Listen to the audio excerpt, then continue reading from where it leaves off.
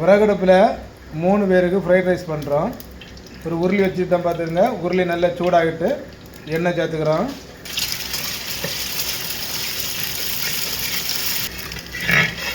நல்லா கிண்டி விடணும். இஞ்சி பூண்டு பேஸ்ட்டு சேர்க்குறோம். நறுக்கிற இஞ்சி பூண்டு சேர்க்கல. அப்படி சேர்த்துக்கிட்டோன்னா நம்ம வந்து ஆயிலில் சேர்க்கணும். அப்புறம் அந்த முட்டை அடிச்சு விடணும். இது நம்ம பேஸ்ட் ஆகுதுனால இந்த டைமில் சேர்த்துக்கிறோம். முட்டை சேர்த்துக்கிட்டோம்.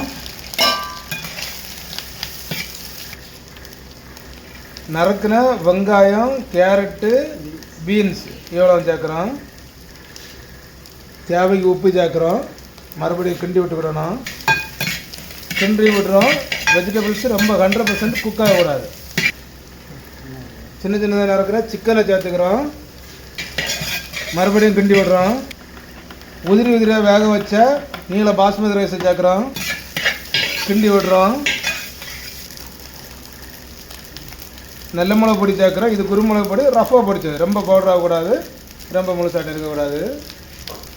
அப்படியே வெள்ளை நல்ல மிளகு பொடியும் சேர்த்துக்கிறோம். இது அடிஷ்னல் மணத்தையும் டேஸ்ட்டையும் கொடுக்கும். சுரசுரன்னு பொடிச்ச முழுவத்தில் சேர்க்குறோம்.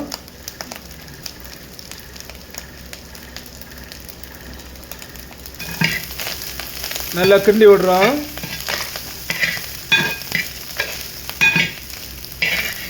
நம்ம உருளியில் பண்ணுற டைமில் இந்த மெத்தடில் தான் பண்ணணும். சோயா சாஸ் சேர்க்குறோம். ஃபைனலாக நல்லா கிண்டி விடுறோம். தீயை மீடியமாக வச்சுருக்குறோம். தீ எரிகிறது உங்களுக்கு தெரியுது. அடியில் சுத்தமாக ஒட்டி பிடிக்கக்கூடாது. சூப்பரான ஃப்ரைட் ரைஸு 3 பேருக்கு சாப்பிட்ற மாதிரி ரெடி ஆகுது. நீங்களும் ட்ரை பண்ணி பாருங்கள்.